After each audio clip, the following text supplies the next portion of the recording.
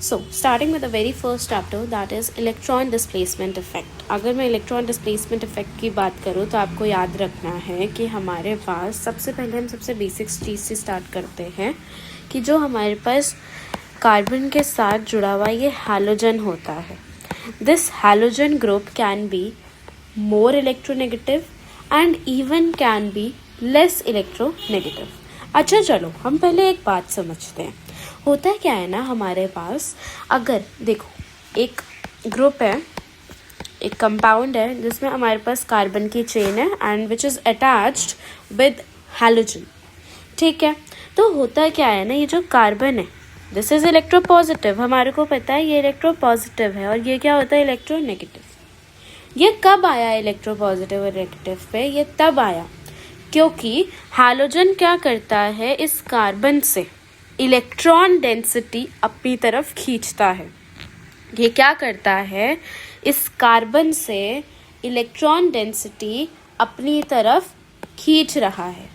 ठीक है, देन ये कार्बन अपने पीछे वाले कार्बन से इलेक्ट्रॉन लेगा, फिर ये भी लेगा।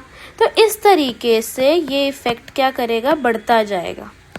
ये जो इफेक्ट बढ़ता जा रहा है, ये याद रखना कि ये अप टू 4 to 5 कार्बन के बाद एकदम निल हो जाता है, दिस इलेक्ट्रोपॉजिटिव इफेक्ट। ये जो इलेक्ट्रोपॉजिटिव इफेक्ट होता है ये आपका 3 से 4 कार्बन के बाद एकदम निल हो जाता है। ओके, आफ्टर दैट अब हमारे को ये चीज़ देखने से पहले you have to understand one more thing, that is ये जो पॉजिटिव और ये जो नेगेटिव इफेक्ट आया है, ये जो नेगेटिव और ये जो पॉजिटिव इफेक्ट आया है, ये क्या कर रहा है, ये क्या दिखा रहा है कि आपका बॉन्ड पोलराइज हो गया। Very important word to remember that your bond gets polarised. Polarise कब होएगा, जब आपके इस तरीके के चार्ज अपीयर होंगे। किस तरीके के, मतलब एक बॉन्ड के ऊपर एक तरफ पॉजिटिव तो एक तरफ नेगेटिव चार्ज जब अपीयर हो जाएंगे, उस तरीके के चार्ज को कहते हैं कि आपका बॉन्ड पोलराइज हो गया। उसके बाद हमारे पास कई तरीके के अलग अलग इफेक्ट्स आते हैं जो अभी हमारे को इस टॉपिक में पढ़ना है, that is electron displacement effect. Before then that you have to understand that what is a carbocation. Carbocation क्या होता है, जैसे हमारे पास एक कार्बन है, साथ में उसके साथ हैलोजन है। अभी ही I just told you that ये कार्बन से इलेक्ट्रॉन क्या करता है, अपनी तरफ खींचता है। जब अपनी तरफ खींचता है तो इसके ऊपर एक नेगेटिव और इसके ऊपर पॉजिटिव इफेक्ट आता है। आपको पता है this is anion and this is cation. तो यहाँ पे आपको दिख रहा है कि आपका कार्बन क्या बन गया है, कार्बन इज नाउ कार्बोकेटायन। इस तरीके को कहते हैं कार्बोकेटायन। नाउ यहाँ पे एक अरेंज ऑर्डर हमारे को समझना है। वो अरेंज ऑर्डर किस बेसिस पर है? अब as I told you just now कि इलेक्ट्रॉन क्या हो गया, इलेक्ट्रॉन आपका कार्बन जो है वो इलेक्ट्रॉन डेफिशिएंट हो गया। इलेक्ट्रॉन डेफिशिएंट वो क्यों हुआ? इलेक्ट्रॉन डेफिशिएंट वो इसी वजह से हुआ ना, क्योंकि कार्बन से इलेक्ट्रॉन किसने छीन लिए, हैलोजन ने। तो कार्बन तो बेचारा रह गया। को कार्बन को अब क्या होएगा, अगर यहाँ समझो, व्हाट इफ हमारे कार्बन के पास सारे के सारे ही हाइड्रोजन प्रेजेंट। अब अगेन हाइड्रोजन भी क्या करता है, it is also electron deficient. ये भी क्या होता है, डेफिशिएंट। ये भी अपनी तरफ इलेक्ट्रॉन को खींचेगा कार्बन से। तो ऑलरेडी कार्बन आपका डेफिशिएंट है, तो इसके साथ रह के वो और ज़्यादा अनस्टेबल रहेगा। तो इसका मतलब याद रखना कि यहाँ पे इस तरीके के जब आपका कंपाउंड मिले तो वो सबसे लेस स्टेबल है। Then this. अब हमारे पास क्या हो रहा है, पूछ रहे हैं कि आप बताओ इन तीनों में से सबसे ज़्यादा स्टेबल कौन होगा। तो यहाँ पे आपको दिख रहा है कि मैंने इस तरीके का एक अरेंजमेंट बना रखा है ऑलरेडी ये किस बेसिस पर मैंने आपको ये बताया।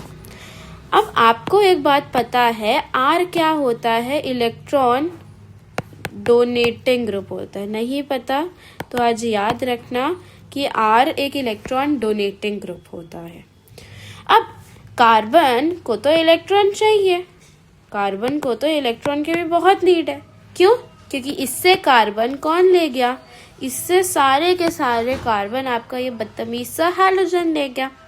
तो अब क्योंकि इसको इलेक्ट्रॉन चाहिए, तो इसका मतलब जितने ज़्यादा आर ग्रुप आपके इस कार्बन के साथ अटैच होंगे, उतना ही ज़्यादा कार्बन क्या होएगा, आपका स्टेबल रहेगा।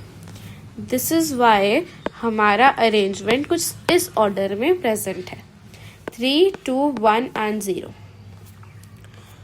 उसके अलावा now you have to understand that जब एक कोवेलेंट बॉन्ड क्या था, एक वेरी स्ट्रॉन्ग बॉन्ड को कोवेलेंट बॉन्ड कहते हैं। जब एक बॉन्ड ब्रेक करता है तो वो दो तरीके से ब्रेक करता है, दो अलग अलग क्लीवेज शो करता है। क्लीवेज का मतलब है ब्रेक होना, वो दो अलग अलग तरीके से ब्रेक होता है।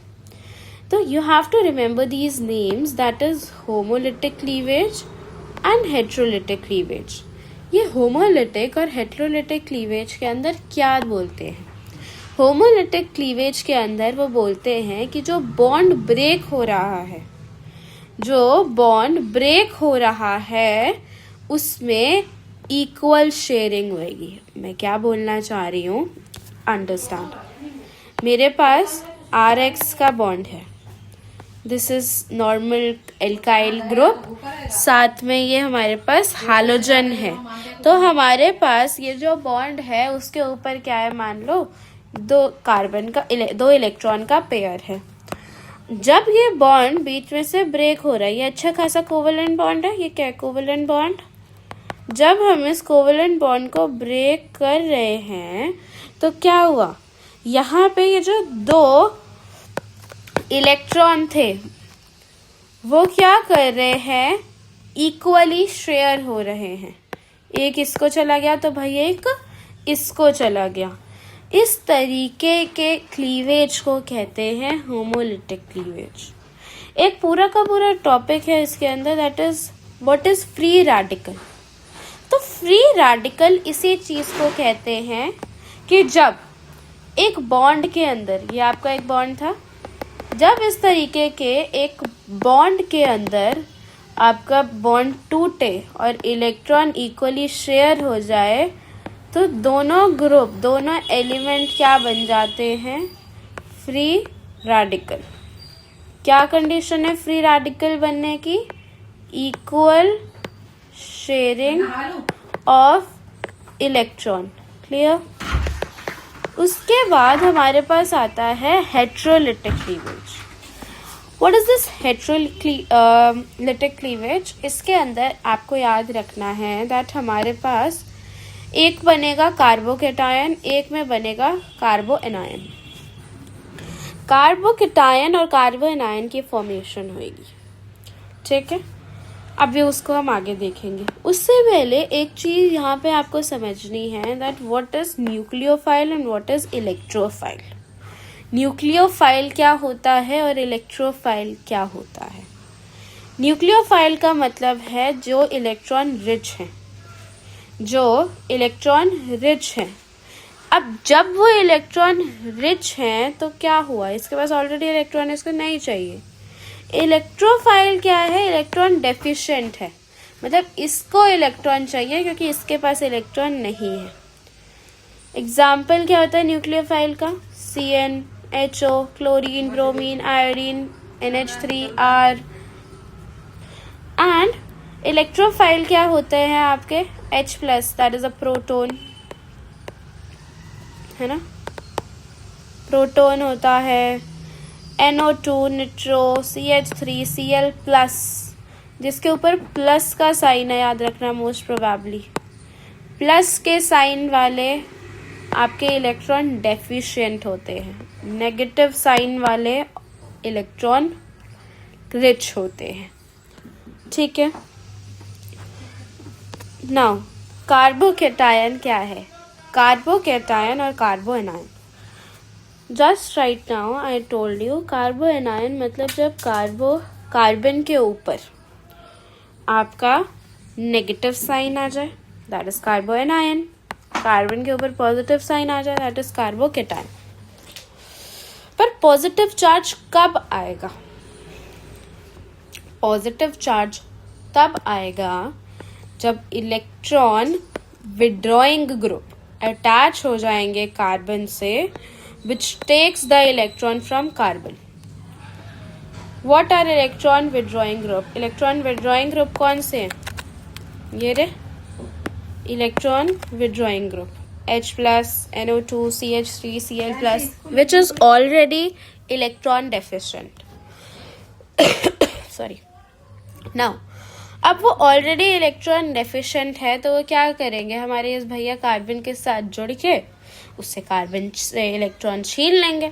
इलेक्ट्रॉन छीन लेंगे तो कार्बन पे पॉजिटिव चार्ज आ जाएगा एंड हैलोजन पे नेगेटिव चार्ज आ जाएगा। स्टेबिलिटी भी आई जस्ट टोल्ड यू, 3 डिग्री सबसे ज़्यादा, फिर 2, फिर 1, फिर मिथाइल। कार्बन आयन कब बनता है? जब एक इलेक्ट्रॉन डोनेटिंग ग्रुप जुड़ जाए, मतलब कि कौन सा ग्रुप? न्यूक्लियोफाइल जुड़ जाए। क्या जुड़ जाए? न्यूक्लियोफाइल। क्यों? न्यूक्लियोफाइल क्या होते हैं? इलेक्ट्रॉन रिच होते हैं। इलेक्ट्रॉन रिच का मतलब है उनके पास इलेक्ट्रॉन डोनेटिंग ग्रुप है वो, जैसे कि आर। ठीक है, मान लो ये आपके जुड़ रहे हैं तो क्या हो जाएगा आपका, ये क्या करेगा, इसको इलेक्ट्रॉन देगा। जब ये इसको देगा तो ये नेगेटिव और ये क्या हो गया, पॉजिटिव। क्लियर? तो इसका स्टेबिलिटी क्या हो जाएगी, एकदम उल्टी हो जाएगी। दैट इज सबसे ज़्यादा 0, देन 1, देन 2, देन 3। ये स्टेबिलिटी इसकी हो गई। ठीक है, उसके बाद हमारे पास आता है हमारा main topic, that is electron displacement effect. Electron displacement effect is divided into 4 subparts, that is electromeric effect, inductive effect, resonance and hyperconjugation. Starting with the very first effect, that is inductive effect. इसके अंदर क्या होता है, we have this chain. Same वही बात है। Polarity क्या होती है, जब आपके बॉन्ड के ऊपर पॉजिटिव नेगेटिव चार्ज आ जाए। पॉजिटिव नेगेटिव चार्ज कब आता है, जब आपका बॉन्ड में से एक इलेक्ट्रॉन विड्रॉइंग हो, एक इलेक्ट्रॉन डोनेटिंग हो, वो उससे छीन रहा है, एक के ऊपर पॉजिटिव एक के ऊपर नेगेटिव, सेम। अच्छा, अगर आपसे डिफरेंस पूछा जाए कि भाई बताओ इंडक्टिव इफेक्ट क्या है, सबसे पहले आप क्या बोलोगे कि एक परमानेंट इफेक्ट है। फिर आप बोलोगे कि ये सिग्मा बॉन्ड वाले बॉन्ड के ऊपर होता है, जैसे ये सिग्मा बॉन्ड है, सिंगल बॉन्ड है। ठीक है, आप बोलोगे कि यहाँ पे जो आपका चार्ज होता है, जैसे मैंने आपको बताया था दिस चार्ज, ये चार्ज सिर्फ कब तक रहता है, 4th कार्बन तक। 4th कार्बन के पीछे ये इफेक्ट खत्म हो जाता है, लीस्ट हो जाता है। क्लियर? उसके बाद we are dividing this in 2 parts, that is plus I effect and minus I effect. Plus I effect का मतलब क्या है, जब एटम या ग्रुप मोर इलेक्ट्रोपॉजिटिव हो compare to the carbon. More electropositive का क्या मतलब है कि इलेक्ट्रॉन रिलीज हो रहे हैं टूवर्ड्स कार्बन। यहाँ पे जब कार्बन बेनिफिट में है, कार्बन बेनिफिट में कब होगा, जब उसको कार्बन मिलेंगे। कार्बन कब मिलेंगे, जब उसके साथ एक इलेक्ट्रोपॉजिटिव ग्रुप जुड़ा होगा, या फिर आप बोल सकते हो एक न्यूक्लियोफाइल जुड़ा होगा। जब भी कार्बन बेनिफिट में रहेगा, उस तरीके के कंपाउंड को बोलेंगे प्लस आई इफेक्ट। क्या बोलेंगे? Plus I effect. ठीक है, उसके बाद माइनस आई इफेक्ट क्या होता है, ऑफ कोर्स इसका उल्टा, एक इलेक्ट्रॉन विड्रॉइंग ग्रुप, इलेक्ट्रॉन छीनने वाला ग्रुप जब कार्बन के साथ जुड़ जाएगा तब उसको बोलते हैं minus I effect. Later on we have this second effect, that is electromeric effect.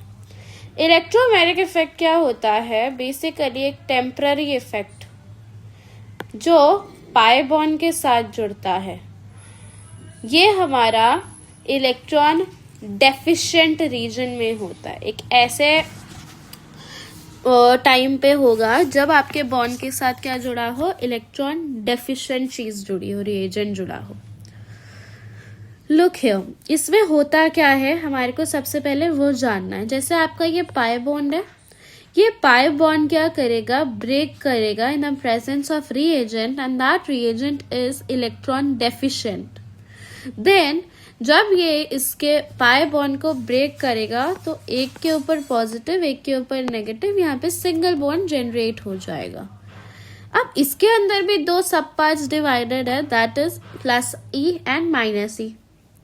Plus E में क्या होता है, प्लस ई में यहाँ पे जो रिएजेंट हम यूज कर रहे हैं ये इलेक्ट्रोफाइल है, दैट इज इलेक्ट्रॉन डेफिशिएंट। जब वो इलेक्ट्रॉन डेफिशिएंट रिएजेंट हम यूज कर रहे हैं देन इट इज प्लस ई, क्योंकि इसको हमारे को कंडीशन ही यही थी कि भैया हमारे को क्या करना है, इलेक्ट्रॉन डेफिशिएंट। और अगर हम इलेक्ट्रॉन डेफिशिएंट ही ले रहे हैं that time it will be आपका प्लस ई इफेक्ट। ठीक है, वो क्या करेगा, आपके कार्बन को कार्बोकेटायन बना देगा।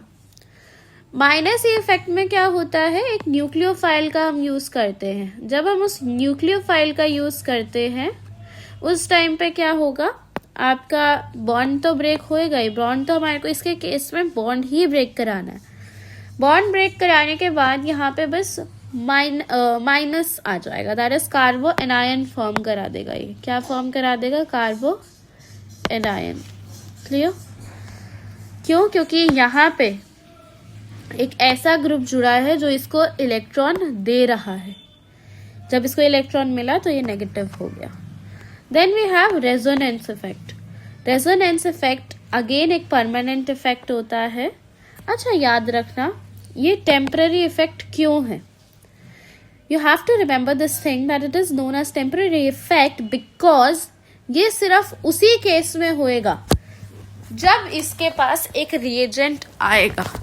अगर रिएजेंट ही नहीं आया तो ये क्या होएगा, नहीं होएगा, है ना, ऑफ कोर्स।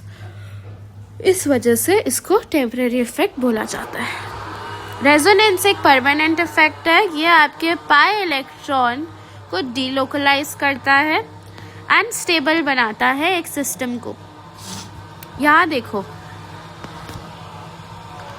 यहाँ पे अगेन ये सब डिवाइडेड है प्लस आर और माइनस आर में। प्लस आर इफेक्ट कब होगा, एक ऐसा ग्रुप जो डोनेट करे इलेक्ट्रॉन को to the double bond.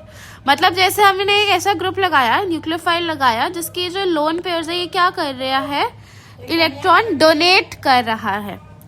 Electron donate कर रहा है टू द सिंगल बॉन्ड। ये चीज याद रखना, कहीं आपको लगे कि भैया ये डबल बॉन्ड को ही दे रहा है, नहीं, डबल बॉन्ड के साथ ही होता है, नो डाउट की रिएक्शन डबल बॉन्ड के साथ ही होता है, लेकिन ये डबल बॉन्ड को इलेक्ट्रॉन नहीं दे रहा है, ये हमारे इस वाले बॉन्ड को इलेक्ट्रॉन दे रहा है।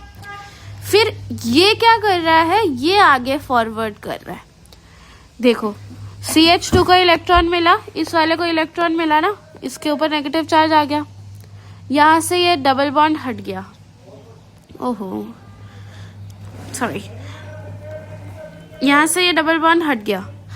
जब ये यहाँ से डबल बॉन्ड हटा, वेट अ सेकेंड, यस, अब मैंने क्या बताया, हमारे पास यहाँ पे ये साइकिल चल रही है, ये इससे तो ये इससे। सबसे पहले इसके बाद इसने क्या करा, अपने इलेक्ट्रॉन दिए, जो इलेक्ट्रॉन देता है वो पॉजिटिव हो जाता है, ये पॉजिटिव हो गया। यहाँ तक बात समझ आ गई? उसके बाद क्या हुआ, यहाँ से इसने अपना, यहाँ पे देखो, यहाँ से इसने अपने इलेक्ट्रॉन दिए थे इस बॉन्ड को, वो बॉन्ड डबल बॉन्ड बन गया। फिर क्या हुआ, ये कार्बन ने इसके बॉन्ड को, यहाँ पे जो ये डबल बॉन्ड था वो डबल बॉन्ड को इसने क्या करा था, इलेक्ट्रॉन दिए थे। यहाँ पे डबल बॉन्ड को इलेक्ट्रॉन मिला था, जिसकी वजह से ये यहाँ से रिप्लेस होके अब इस डबल बॉन्ड ने क्या करा, फॉरवर्ड इसको दे दिया। जब एंड में इसको इलेक्ट्रॉन मिले तो ये क्या बन गया, एनायन। ठीक है, ये हुआ हमारा plus are effect. Plus are effect तो ठीक है। माइनस आर में क्या होता है, विड्रॉइंग हो रहा है। यहाँ पे तो ये लोग डोनेट कर रहे हैं, इसको भी नहीं चाहिए, इसको भी नहीं चाहिए, ठीक है। यहाँ पे क्या हो रहा है, छीन रहे हैं। छीनने में क्या हुआ कि भैया यहाँ देखो, यहाँ देखो क्या था यहाँ पे, ये एक एग्जाम्पल लिया है आपने एक इलेक्ट्रॉन विड्रॉइंग का। इसने इसको दिया, विड्रॉ लिया, इसने छीना, इसने इससे छीन लिया। जिसने सबसे पहले इलेक्ट्रॉन दिया वो पॉजिटिव हो गया, फिर यहाँ पे इलेक्ट्रॉन आ गए, फिर यहाँ से छीन लिया। किसने छीना, हमारे नाइट्रोजन ने छीन लिया। और नाइट्रोजन के ऊपर ये एक्स्ट्रा लोन पेयर आ गए, जिसकी वजह से ये इलेक्ट्रॉन एक्स्ट्रा आए हैं। यहाँ पे आपको दिख रहा होगा nitrogen had, oh God sorry, nitrogen had this, but इसने क्या करा, हमारे इस वाले बॉन्ड से इलेक्ट्रॉन विड्रॉ कर लिए, जिसकी वजह से इसके यहाँ पे भी आए। और ये क्या करा, नेगेटिव चार्ज इसने गेन करा। This was plus R and minus R. You have to remember the examples. Examples क्या है, प्लस आर के अंदर OH, OR, SH, Cl, Br, I। This is minus के, ये क्या है हमारे माइनस आर इफेक्ट के। ये माइनस के मेरा मतलब ये है कि इनके ऊपर नेगेटिव चार्ज है। आपको पता है नेगेटिव चार्ज वाले कौन से होते हैं, डोनेटिंग होते हैं। Okay, what is hyper conjugation? Hyper conjugation आप बस इतना याद रखिएगा कि जितने ज्यादा अल्फा हाइड्रोजन प्रेजेंट होंगे उतना ही ज्यादा हाइपर कॉन्जुगेशन होगा। देखो यहाँ पे सबसे ज्यादा है तो it is the most stable and सबसे ज्यादा हाइपर कॉन्जुगेटिंग ग्रुप है ये, ठीक है। That's it. It was all for today's lecture. Thank you.